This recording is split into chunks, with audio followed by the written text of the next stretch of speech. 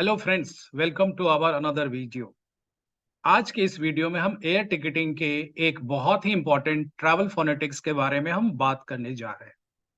तो सबसे पहले हम जानेंगे कि ट्रैवल फोनेटिक्स होता क्या है, इसका कैसे इस्तेमाल करना चाहिए और इसका इस्तेमाल करने से हमें क्या-क्या बेनिफिट मिलता है, वो सारी चीजें आज हम इस वीडियो में डिस्कस करेंगे। ट्रैवल फोनेटिक्स इंग्लिश में जितने भी अल्फाबेट हैं, ए, बी, सी, डी, अगर आप बुकिंग बनाते समय ए फॉर अल्फा बोलते हैं, बी फॉर बॉम्बे बोलते हैं, सी फॉर चार्ली बोलते हैं, डी फॉर डेल्टा बोलते हैं, तो फ़ोन पे आपके जो कस्टमर है उसको सुनने में कोई दिक्कत नहीं होगी और आपकी बुकिंग में जो नेम की एंट्री है, जो सबसे इम्पोर्टेंट एंट्री है, उसकी एंट्री बिल्कुल सही-सही होगी।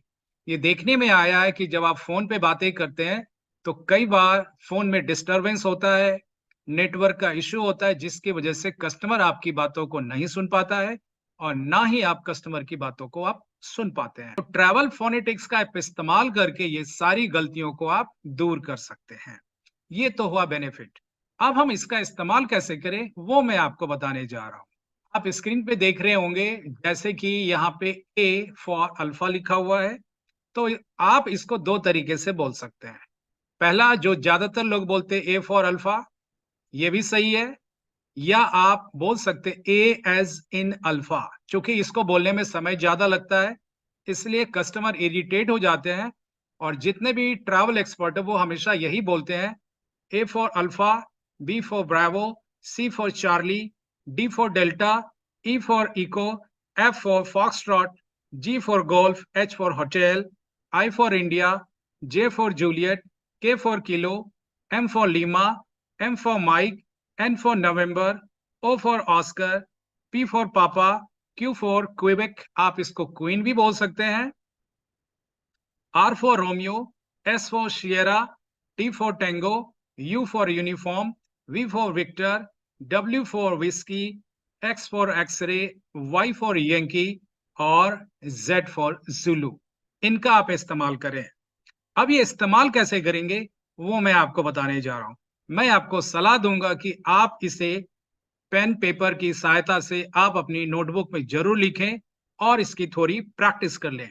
और प्रैक्टिस करने के बाद जब आप कस्टमर से डिटेल्स लेंगे, तो आप इसका इस्तेमाल ज़रूर करें।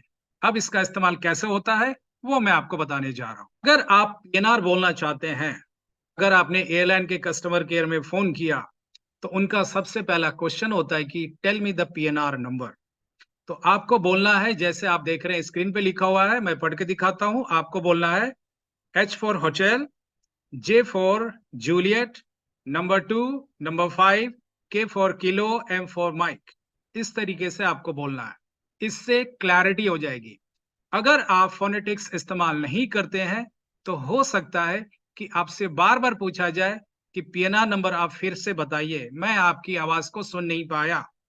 तो अब आपको मैं दूसरा एक ईमेल आईडी पढ़ के बताता हूँ। आपको कस्टमर को कैसे बोलना है?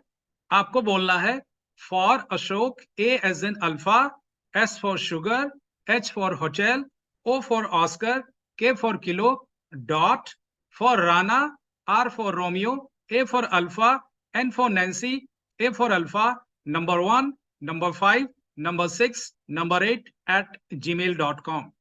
और अंत में आपको ये ज़रूर बोलना है, एम आई करेक्ट सर? अगर आपने कोई गलती की है, तो कस्टमर उसको सही कर देगा। तो कहने का मतलब यह है कि जब आप इंटरनेशनल बुकिंग बना रहे हैं या डोमेस्टिक बुकिंग बना रहे हैं या एयरलाइन के कस्टमर केयर में बात कर रहे हैं, तो आप अपनी बातों को बिना कोई गलती किए दूसरों को सही तरीके से समझा सकते हैं और गलती होने के चांसेस आपके ज़ीरो हो जाएँगे। मिलते हैं अब हम लोग एक अगले वीडियो में। डेफ़िनेटली आप इसका इस्तेमाल करें और आप अपनी गलतियों को कम करें। थैंक यू, धन्यवाद।